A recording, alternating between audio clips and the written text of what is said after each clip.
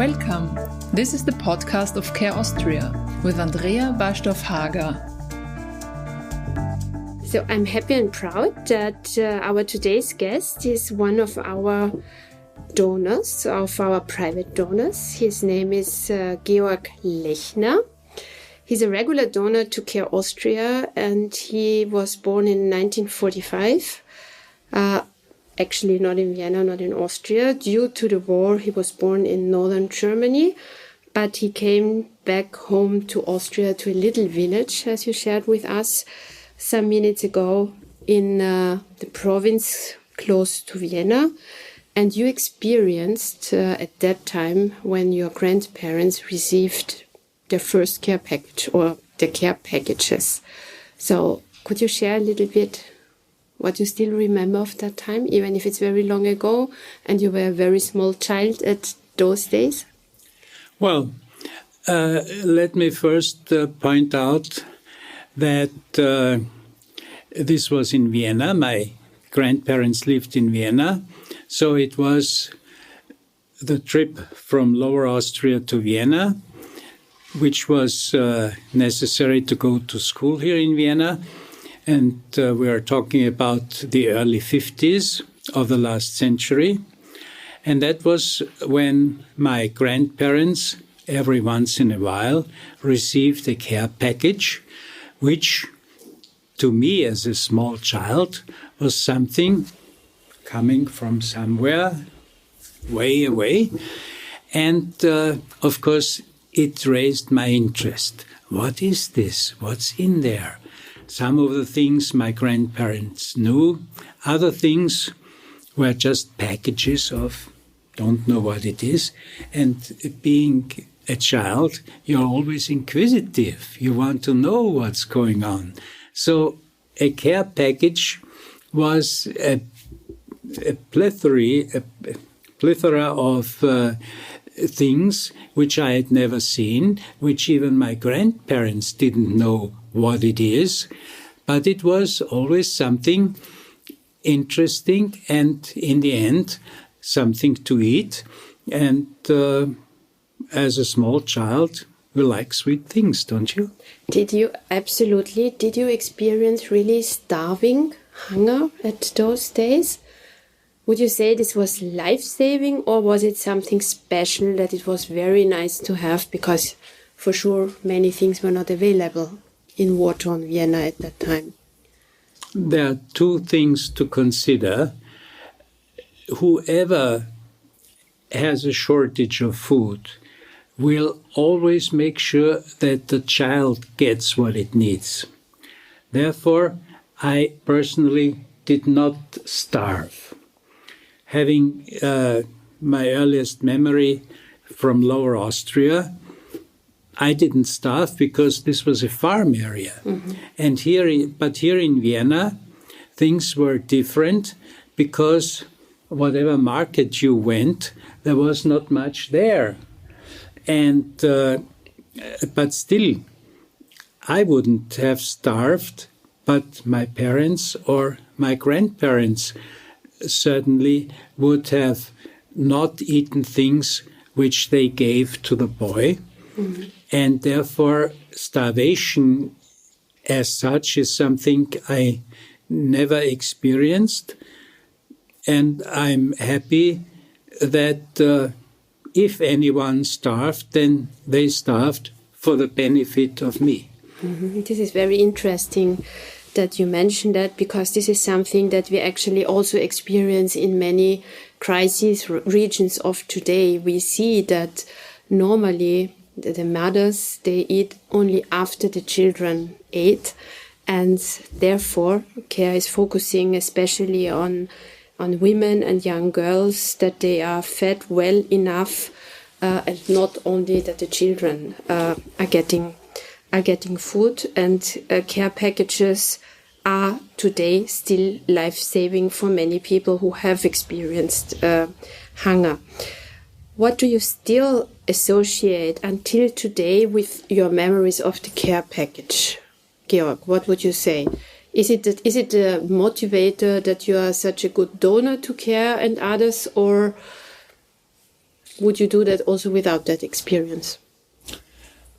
Well, it is the memory is a kickoff, and what I do is what I can do. That is to say, I'm now financially well off, and I can afford it, and I do it with pleasure and with pride, because life is not a one-way street.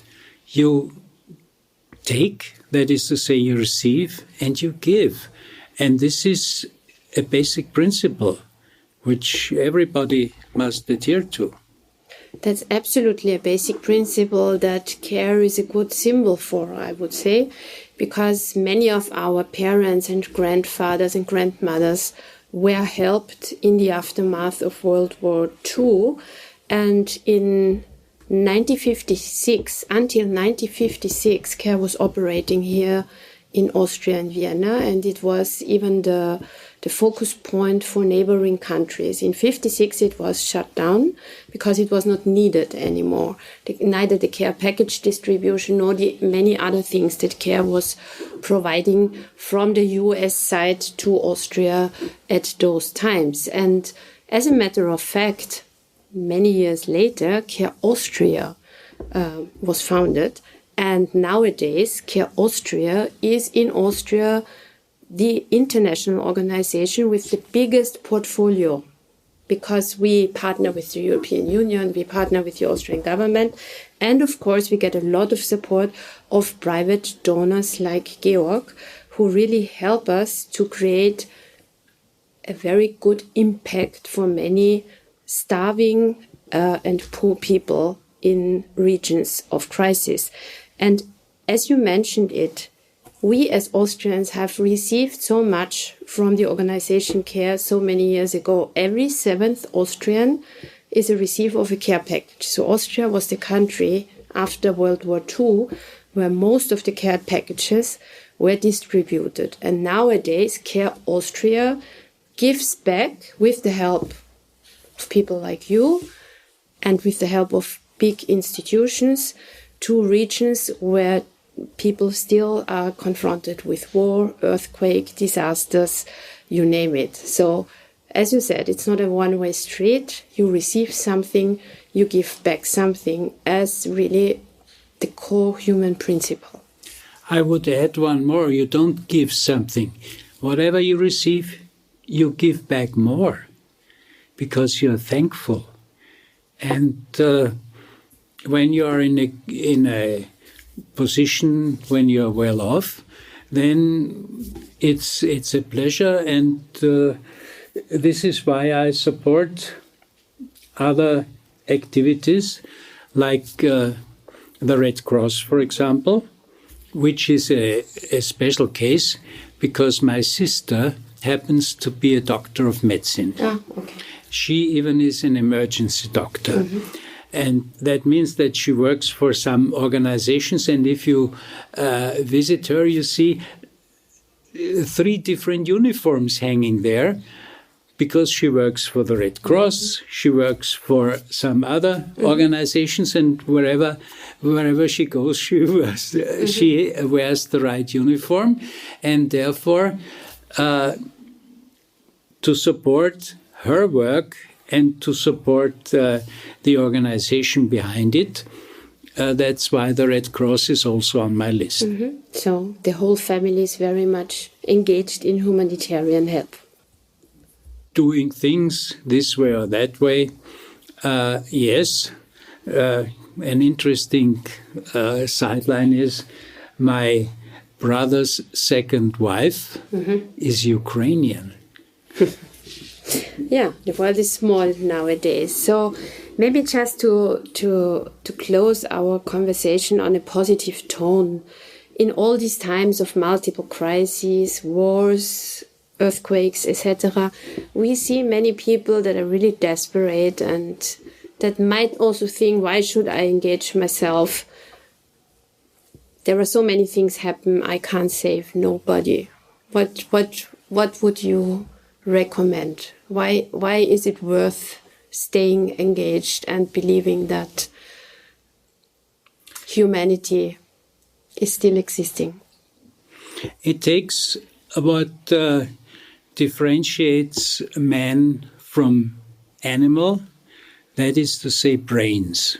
And I think in whatever activity we are in, it is your quality and your ability to think which makes the final decision. Because if you look around, there is a quality in man which I really don't like, and that's greed. Especially in a country like Austria, where people have a surplus of many things. And even though they have a surplus, they are greedy. So I think your intention and your way of thinking is the key to all the good and, unfortunately, all the bad things in life. So let's hope that the good things in life will be the ones that will be the successful ones. And Georg, I thank you for the conversation. Thanks for taking the time and visiting us at Care Austria. It was a pleasure. Thanks for listening. This was Care in Action, the podcast of Care Austria with Andrea Barstorff-Hager. For further information, go to care.at.